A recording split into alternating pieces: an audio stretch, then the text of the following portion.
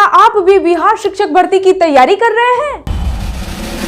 क्या आपका भी सपना है उर्दू टीचर बनने का?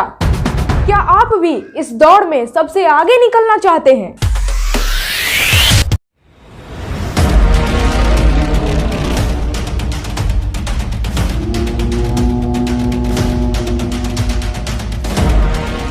तो फाइनली स्वागत है आप सभी का ज्ञापन एंट्रेंस एकेडमी के इस नए और लेटेस्ट वीडियो में।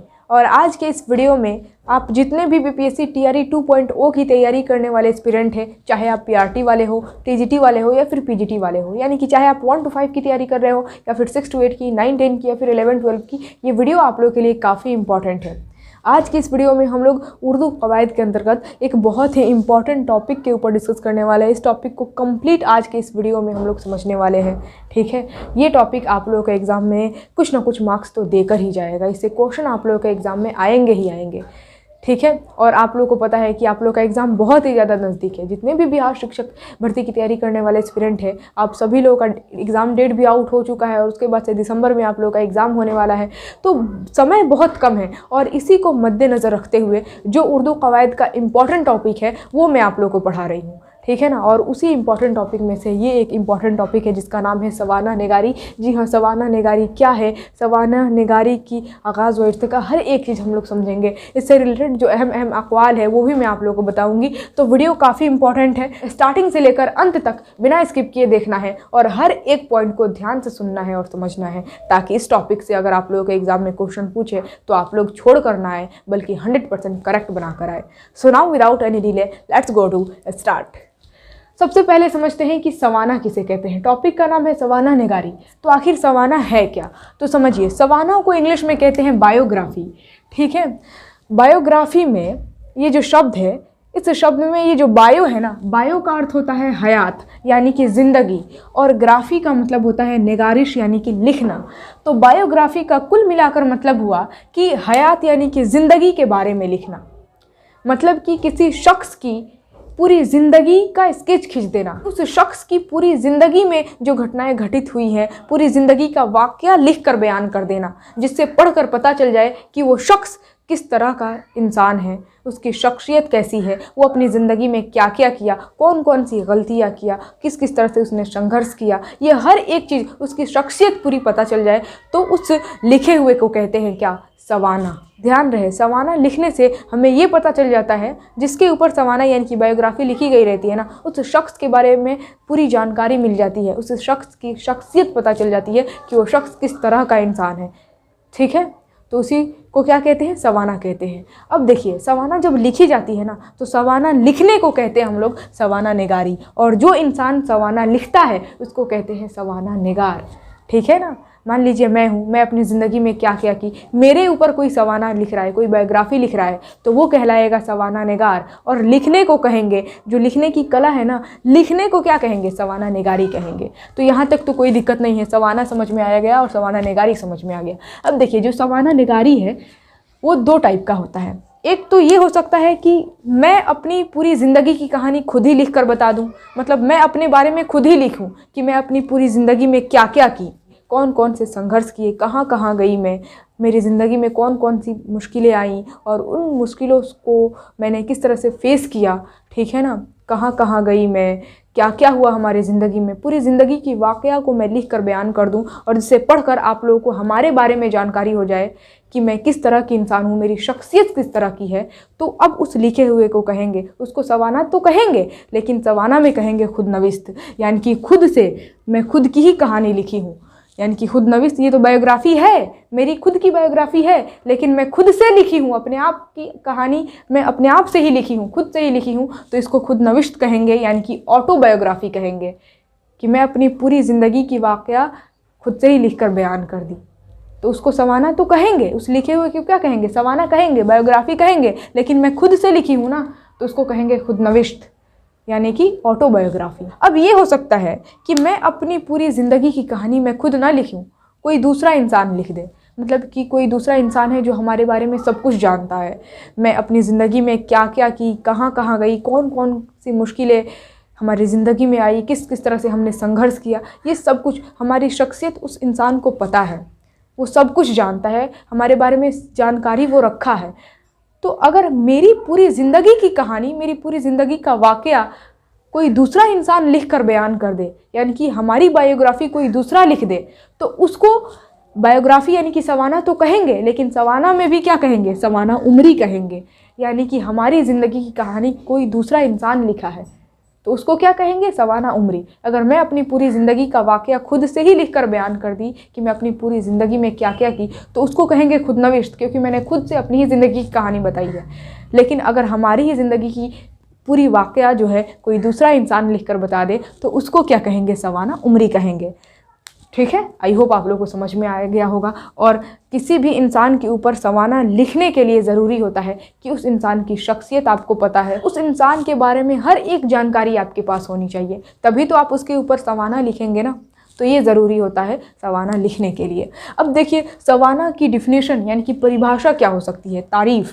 तो यहाँ पर अंग्रेज़ी अदब में ड्राइडन ने सबसे पहले सवाना की तारीफ़ मुकर्रर की, यानी कि सवाना की परिभाषा, तारीफ़ जो है ना, अंग्रेज़ी अदब में सबसे पहले ड्राइडन ने बताया। और वो तारीफ़ यानी कि वो परिभाषा कुछ इस तरह से है कि किसी ख़ास शख्स की ज़िंदगी की तारीख़ सवाना उमरी है। यानी कि किसी ख़ास शख्स, किसी ख़ास व्यक्ति की ज़िंदगी की तारीख़, यानी कि उसकी ज़िंदगी की हिस्ट्री क्या कहलाती है, सवाना उमरी कहलाती है। तो ये ड्राइडन के हिसाब से सवाना की तारीफ़ थी। ठीक है ना, तो यहाँ तक तो कोई दिक्कत ही नहीं है, सवाना आप लोग को समझ में आ गया होगा। अब हम लोग समझते हैं कि सवाना निगारी के उसूल व मसाइल। तो देखिए, सवाना निगारी के 3 उसूल हैं। सबसे पहला कि मौजू क्या होना चाहिए। तो सवाना में आप किसी भी शख्स को मौजू बना सकते हैं, किसी भी शख्स के ऊपर आप सवाना लिख सकते हैं। वो एक मामूली इंसान से लेकर आला दर्जे का इंसान भी हो सकता है, मतलब किसी भी शख्स के ऊपर सवाना लिखी जा सकती है।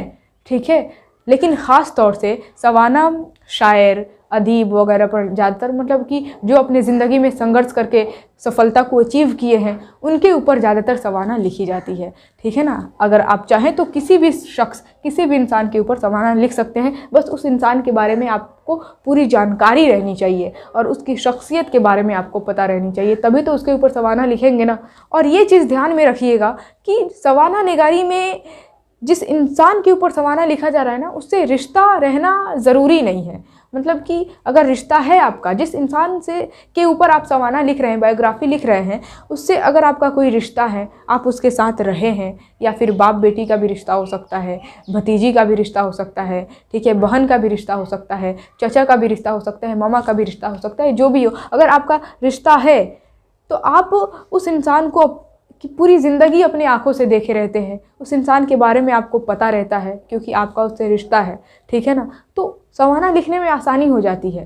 ठीक है, मतलब और अच्छा सवाना उभर कर सामने आता है। लेकिन अगर जिस इंसान के ऊपर आप सवाना लिख रहे हैं उससे आपका कोई ताल्लुक़ नहीं है, कोई रिश्ता नहीं है, तो भी सवाना लिखा जा सकता है। बस उस इंसान के बारे में आप लोगों को पूरी जानकारी रहनी चाहिए, उसके शख्सियत का पता रहना चाहिए आपको। ठीक है ना, आगे बढ़ते हैं। दूसरा है मवाद यानी कि कंटेंट। मौजू आपका जो भी हो, जिस भी शख्स के ऊपर आप सवाना लिख रहे हो, उसकी पूरी ज़िंदगी की कहानी यानी कि कंटेंट ज़बरदस्त होना चाहिए ना। जिस उसकी पूरी ज़िंदगी का वाक़या पेश किया जा रहा है तो उससे हमें मोटिवेशन मिले, कुछ सीख मिले, कुछ उस तरह का कंटेंट रहना चाहिए, तभी तो पढ़ने वाला जो है पढ़ने में रुचि लेगा। तो वही दूसरा पॉइंट है। आई होप आप लोगों को समझ में आ गया होगा। ठीक है, कंटेंट अच्छा होना चाहिए। अब ऐसे इंसान के ऊपर सवाना लिखना स्टार्ट कर दिया जाए जिसकी पूरी ज़िंदगी को बयान कर दिया जाए, पूरी ज़िंदगी की कहानी वाक़या बता दिया जाए और उससे हमें कुछ सीख ही ना मिले, तो उससे कोई फ़ायदा होगा सवाना लिखने का?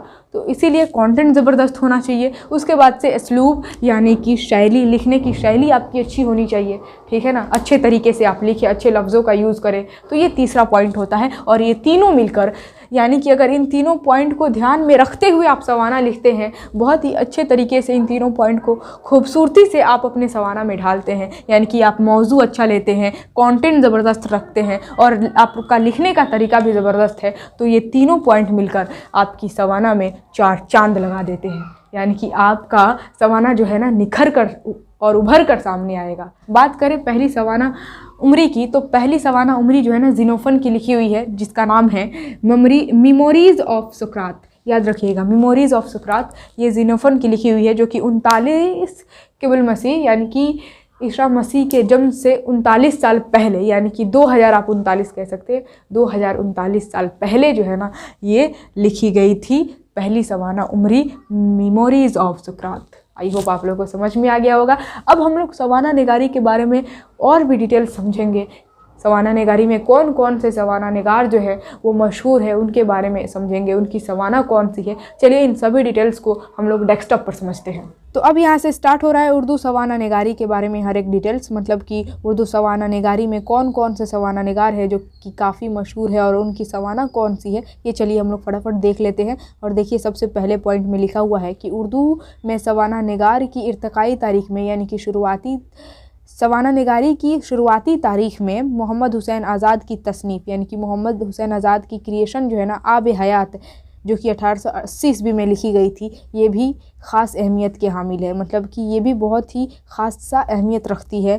फ़न सवाना निगारी में सर सैयद अहमद ख़ां की खिदमत भी काबिल तवज्जो है। यानी कि मोहम्मद हुसैन आज़ाद ने ये जो तसनीफ़ लिखी है आब हयात, ये 1880 में लिखी गई थी और ये काफ़ी मशहूर व मकबूल है। मतलब कि ये भी सवाना निगारी में ख़ास अहमियत के हामिल है। और उसके बाद से अगर सवाना निगारी की फ़न की बात की जाए तो सवाना निगारी में सर सैयद अहमद ख़ां की खिदमत भी काबिल तवज्जो है। आसारिल सनादीद जो कि 1848 ईस्वी में लिखी गई थी, खुतबात अहमदिया जो कि 1870 में लिखी गई थी, और सीरत फ़रीद में सवानही अनासिर नज़र आते हैं। यानी कि ये जो तीनों तसनीफ़ है, तीनों सवाना है, आसारिल सनादीद, खुतबात अहमदिया और सीरत फ़रीद, ये तीनों सवाना किसके द्वारा लिखी गई है? तो सर सैयद अहमद ख़ां के द्वारा लिखी गई है। तो इसीलिए हम लोग सर सैयद अहमद ख़ां को भी नज़रअंदाज नहीं कर सकते हैं, क्योंकि इन्होंने भी सवाना लिखा है, बायोग्राफ़ी लिखा है।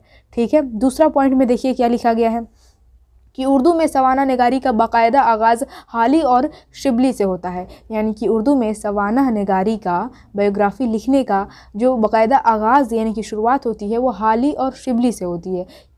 हाली उर्दू के जदीद सवाना निगार हैं, यानी कि हाली जो है ना उर्दू के जदीद सवाना निगार यानी कि मॉडर्न सवाना निगार है। ये याद रखिएगा, इंपॉर्टेंट पॉइंट है। उन्होंने 3 सवाना उमरिया लिखी है, यानी कि हाली जो है ना इन्होंने 3 सवाना उमरिया लिखी हैं। अब वो तीनों का नाम याद रखना है और उनको कब प्रकाशित किया गया, कब लिखा गया, ये भी याद रखना है। पहला सवाना का नाम दे दिया गया है, यानी कि हाली जो है ना, हाली के पहले सवाना का नाम ये है हयात सईदी, और ये सवाना फ़ारसी के अजीम शायर व नस्रनिगार शेख सईदी की हयात और कारनामों पर लिखी गई थी। ये याद रखना है। हाली ने 3 सवाना उमरिया लिखी। पहला का नाम क्या है? हयात सईदी। ठीक है, 3 सवाना उमरिया लिखी थी, पहला का नाम हयात सईदी, और ये किसके ऊपर सवाना यानी कि बायोग्राफ़ी लिखी गई है? तो अजीम शायर व नस्रनिगार शेख सईदी की हयात यानी कि उनकी ज़िंदगी और कारनामों पर लिखी गई है। और हाली ने यह किताब 1884 ईस्वी में तसनीफ़ की, यानी कि इसको कब लिखे थे? तो 1884 में लिखे थे। दूसरे सवाना का नाम क्या है? दूसरे सवाना का नाम है यादगार गालिब, जो कि 1896 में लिखी गई थी। ये सवाना किसके ऊपर लिखी गई थी? तो गालिब, मिर्ज़ा गालिब की हयात और ज़िंदगी पर लिखी गई थी। गालिब पर लिखे जाने वाली किताबों की तादाद सैकड़ों तक पहुंच गई है, लेकिन इन सैकड़ों किताबों में यादगार गालिब सबसे नुमाया और मुनफरद मुकाम रखती है। गालिब का ख़ानदान, उनकी वलादत, सूरत, शक्ल, लिबास, रहने सहने का अंदाज़, मकान, खाना पीना, कलकत्ता और लखनऊ का सफ़र और वहाँ क़याम, गदर के हालात वगैरह पेश किए गए हैं। यानी कि मिर्ज़ा गालिब के बारे में हर एक डिटेल्स, हर एक जानकारी जो है ना यादगार गालिब नाम के सवाना में बताया गया है। यानी कि हाली जो है ना यादगार गालिब नाम का ये जो सवाना लिखे हैं हाली, इस सवाना में मिर्ज़ा गालिब के बारे में हर एक डिटेल्स बताए हैं। उनकी ख़ानदान के बारे में, वलादत के बारे में, सूरत, लिबास, शक्ल वगैरह, रहने सहने का अंदाज़, मकान के बारे में, खाने पीने, कलकत्ता और लखनऊ का सफ़र किए थे मिर्ज़ा गालिब, उस वक्त का समय बताए हैं, और फिर वो कहाँ क़याम किए थे, फिर गदर के हालात के बाद जो है ना मिर्ज़ा गालिब की आर्थिक स्थिति कैसे हो गई थी, ये हर एक डिटेल्स जो है ना यादगार गालिब में बताया गया है, जिससे ये जो सवाना है एक बेहतरीन सवाना बन गई। यानी कि हर एक डिटेल्स मिर्ज़ा गालिब के बारे में हाली जो है ना यादगार गालिब नाम के सवाना में बताए हैं, और इसी वजह से यादगार गालिब ये जो सवाना है ये बेहतरीन सवाना बन गई। इस सवाना के पहले हिस्से में मुकम्मल हालात ज़िंदगी है, और दूसरे हिस्से में गालिब के उर्दू कलाम का तनकीदी जायज़ा लिया गया है। यानी कि हाली जो है ना ये जो सवाना है यादगार गालिब, इस सवाना में मतलब यूँ कह सकते हैं इस सवाना को 2 हिस्सों में बांटा गया है। पहले हिस्से में मिर्ज़ा गालिब के बारे में मुकम्मल हालात ज़िंदगी है, यानी कि पूरी हालात और ज़िंदगी के बारे में बता दिए हैं, और दूसरे हिस्से में गालिब के उर्दू कलाम का तनकीदी जायज़ा लिए हैं। ठीक है, और देखिए हाल ही का जो तीसरा सवाना उसका नाम है हयात जावेद, जो कि 1901 में लिखा गया था। ये हाल ही की आखिरी सवाना उमरी हयात जावेद है, यानी कि इन्होंने 3 सवाना उमरियाँ लिखी थी और पहली दूसरी तो हो गई, ये तीसरी जो आखिरी सवाना उमरी है वो क्या है, हयात जावेद सर सैयद की सवाना उमरी है। यानी कि हयात जावेद ये जो सवाना है किसके ऊपर लिखा गया है, तो सर सैयद अहमद ख़ां के ऊपर लिखा गया है। और हाल ही के बकौल, यानी कि हाल ही का कौल है कि सवाना उमरी ताज़ियाना अबरत है। दूसरा कौल है कि सवाना से नेकी की तहरीक पैदा होती है। तीसरा कौल है कि अच्छाई बुराई में तमीज़ होती है। और चौथा कौल है कि सवाना का मुताल्ला बड़े बड़े काम करने पर आमादा करता है। तो ये 4 कौल है हाल ही के सवाना से रिलेटेड, ये भी याद रखना है आप लोगों को। आगे देखिए अगला पॉइंट में लिखा गया है कि हाल ही के बाद शिबली दूसरे अहम ज़माना निगार हैं। यहाँ पर ज़माना नहीं होगा, सवाना होगा, याद रखिएगा, सवाना निगार। तो हाल ही के बारे में तो देख लिए, हाल ही ने 3 सवाना लिखी थी और तीनों के नाम हम लोग देख लिए और कब उनको लिखा गया था ये भी देख लिए। अब हाल ही के बाद शिबली की बात आती है, तो शिबली जो है ना, शिबली नुमानी दूसरे अहम सवाना निगार हैं। शिबली की पहली सवानही तसनीफ़ अल-मामून है, जिसमें उन्होंने मामून की सवानही हालात दर्ज किए हैं। यानी कि शिबली नुमानी की जो पहली सवानही तसनीफ़ है, यानी कि इन्होंने जो सबसे पहला सवाना लिखा है उसका नाम क्या है, अल-मामून, याद रखना है। और ये सवाना किसके ऊपर लिखा गया था, तो मामून के ऊपर लिखा गया था। ठीक है। उनकी दूसरी सवाना तसनीफ़ सीरतुन नुमान है। हाँ, शिबली नुमानी की जो है ना दूसरी तसनीफ़ क्या है, दूसरी सवाना कौन सी है, सीरतुन नुमान, जो कि 1891 ईस्वी में लिखी गई थी। इसमें इमाम आज़म हज़रत अबू हनीफ़ा की सवानही हालात है। मतलब कि सीरतुन नुमान नाम का ये जो सवाना है ना, इसमें शिबली नुमानी जो है वो इमाम आज़म हज़रत अबू हनीफ़ा की सवानही हालात बयान की है। मतलब कि ये इमाम हज़रत अबू हनीफ़ा के ऊपर ये सवाना लिखा गया है। ठीक है। उसके बाद है शिबली नुमानी की तीसरी सवाना अल फ़ारूक, ये भी याद रखना इंपॉर्टेंट है। शिबली नुमानी की तीसरी सवाना का नाम क्या है, अल फ़ारूक, और ये 1898 में लिखी गई थी। और ये किसके ऊपर लिखी गई थी, तो हज़रत उमर रज़ी अल्लाह अन्हु की तवाना और आपकी खिलाफत का मुकम्मल नक्शा खींचा गया था। यानी कि हज़रत उमर रज़ी अल्लाह अन्हु के ऊपर ये सवाना लिखी गई थी। ठीक है। उसके बाद शिबली ने 2 सवाना उमरिया कलमबंद किए, जिनमें एक इमाम गज़ाली की सवाना अल गज़ाली है और दूसरी सवाना मौलाना रोम है। ठीक है, ये भी याद रखना है। उसके बाद से शिबली नुमानी जो है वो 2 सवाना उमरिया लिखे थे, पहला का नाम अल गज़ाली और दूसरा मौलाना रोम। ठीक है। और उसके बाद से शिबली की आखिरी सवानही तसनीफ़, आखिरी सवाना का नाम याद रखना है, सीरतुन नबी है, जिसे वह मुकम्मल नहीं कर सके थे। शिबली नुमानी का इंतकाल हो गया था और वो इस सवाना को मुकम्मल नहीं कर पाए थे। और जब उनका इंतकाल हो गया तो इंतकाल के बाद सैयद सुलेमान नदवी ने उस सवाना को लिखकर मुकम्मल किया था। 4 जिल्द बचे हुए थे तो उसको मुकम्मल किए थे सैयद सुलेमान नदवी। ठीक, आगे बढ़ते हैं। अगला पॉइंट है कि अहमद हुसैन इलाहाबादी ने 4 सवाना उमरिया लिखी हैं। अहमद हुसैन इलाहाबादी की भी 4 सवाना उमरिया याद रखिएगा। पहला का नाम है हयात सईदी, दूसरा का नाम है हयात नूरुद्दीन महमूद, तीसरा का नाम है हयात ज़ोक और चौथा का नाम है हयात सुल्तान सलाहुद्दीन। ठीक है। उसके बाद से अगले पॉइंट में लिखा गया है कि उर्दू में सवाना निगारी हाल ही के बाद से 1947 तक, यानी कि सवाना निगारी की रिवायत जो रही है हाल ही के बाद से 1947 तक कि ये यहाँ पर कहानी बताई गई है। तो देखिए सैयद सुलेमान नदवी की मुतादद सवाना उमरिया हैं, जिनमें रहमत आलिम, हयात इमाम व मालिक, सीरत आयशा, हयात शिबली, सीरतुन नबी, उमर ख़याम मशहूर है। यानी कि ये सभी जो है ना सैयद सुलेमान नदवी की सवाना का नाम दिया गया है रहमत आलिम, हयात इमाम व मालिक, ठीक है, सीरत आयशा, हयात शिबली और सीरतुन नबी। ये जितने भी हैं ये सैयद सुलेमान नदवी की लिखी हुई सवाना है। ठीक है, मशहूर सवाना। शिबली के हलके में एक और अहम मुसन्निफ़ अब्दुस्सलाम है, अब्दुस्सलाम नदवी हैं, जिनकी 3 सवानही तसनीफ़ है। देखिए शिबली नवानी के हलके में एक और अहम मुसन्निफ़ हैं जिनका नाम है अब्दुल सलाम नदवी। इन्होंने भी 3 सवानही तसनीफ़, यानी कि इन्होंने 3 सवाना लिखा है, जिसका नाम दिया गया है यहाँ पर क्या, पहला का नाम है फ़ुक़राए इस्लाम, दूसरा का नाम है सीरत उमर बिन अब्दुल अज़ीज़ और तीसरा का नाम है इक़बाल कामिल। ठीक है। अगला पॉइंट देखिए हबीबुर रहमान शेरवानी, इन्होंने भी सवाना लिखी है। पहला का नाम दिया गया है ज़िक्र जमील, दूसरा का नाम दिया है तज़किरा उलमा सलफ़, तीसरा का नाम है तज़किरा बाबर और चौथा का नाम है सीरतुल सदीक़। तो ये 4 जो है सवाना है हबीबुर रहमान शेरवानी के।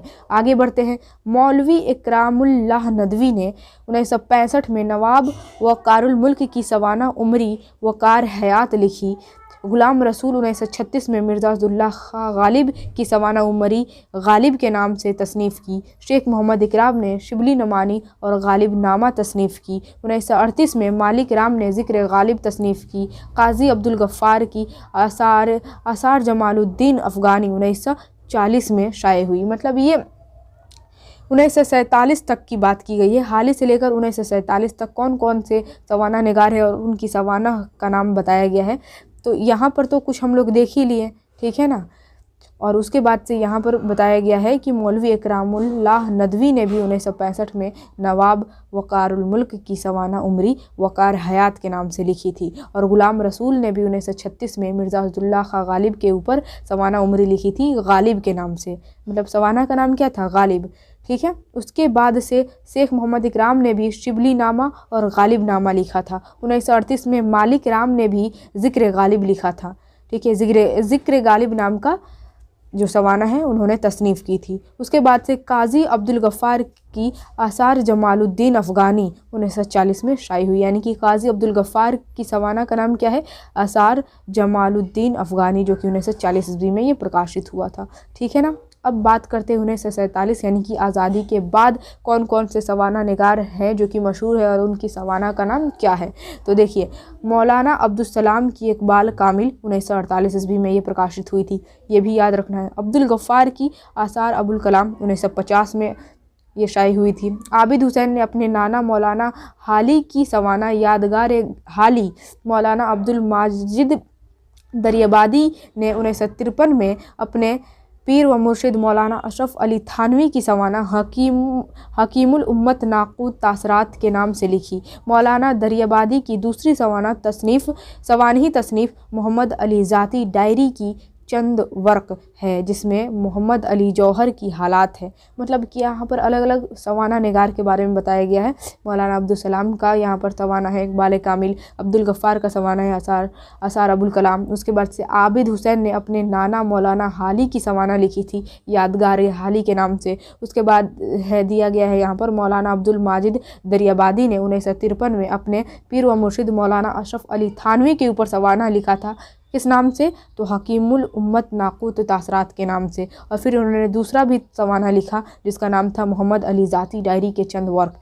और इसमें ये जो सवाना है ये लिखे थे मोहम्मद अली जौहर के ऊपर, ठीक है। उनकी हालात और ज़िंदगी बयान की है, ठीक है। और यहाँ पर एक और इम्पॉर्टेंट पॉइंट है और वो ये है कि जदीद दौर की एक अहम सवाना उमरी हयात सुलेमान है। याद रखिएगा, जदीद दौर यानी कि मॉडर्न काल, अभी मॉडर्न दौर की एक अहम सवाना उमरी का नाम क्या है? हयात सुलेमान, जिसके मुसन्निफ़ यानी कि राइटर कौन है, लेखक कौन है? दारुल मुसन्नफ़ीन आज़मगढ़ के शाह मोइनुद्दीन नदवी हैं। याद रखना है, ये इंपॉर्टेंट है। जदीद दौर की अहम सवाना उमरी का नाम क्या है?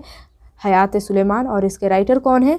तो दारुल मुसन्नफ़ीन आज़मगढ़ के शाह मोइनुद्दीन नदवी हैं। तो फाइनली आज का ये वीडियो यहीं पर ख़त्म होता है। आज के इस वीडियो में हम लोग सवाना निगारी के बारे में कंप्लीट नॉलेज गेन किए हैं। आई होप आप लोग को हर एक पॉइंट समझ में आया होगा। अगर समझ में आया है तो कमेंट में लिखकर ज़रूर बताएं और कोई भी डाउट है तो भी कमेंट में लिखकर बताएं। हो सकेगा तो अगले वीडियो में मैं उस कन्फ्यूज़न को क्लियर कर दूँ, ठीक है। चलिए आज के इस वीडियो को यहीं पर एंड करते हैं। और अभी तक आप लोग वीडियो को शेयर नहीं किए हैं तो फटाफट शेयर कर दे, और लाइक नहीं किए हैं तो लाइक तो एक बार बनता है, फटाफट लाइक कर दे और जितना ज़्यादा हो सके शेयर कर दे अपने पड़ोसी अपने दोस्तों के पास। और हो सकेगा तो स्टेटस ज़रूर लगा दीजिएगा ताकि आप जैसे जितने भी इस दुनिया में बीपीएससी टीआरई 2.0 की तैयारी करने वाले एस्पिरेंट हैं उनका भला हो सके, वो भी इस वीडियो का लाभ उठा सके, ठीक है। चैनल पर अगर आप लोग नए नए आए हुए हैं, मेरे वीडियो को पहली बार देख रहे हैं तो चैनल को सब्सक्राइब करके नोटिफिकेशन बेल ज़रूर दबा लीजिएगा ताकि जब भी वीडियो अपलोड हो नोटिफिकेशन आप तक सबसे पहले पहुँचे। फिर मिलेंगे अगले वीडियो में अगले टॉपिक के साथ। तब तक के लिए जय हिंद और खुदा हाफिज़।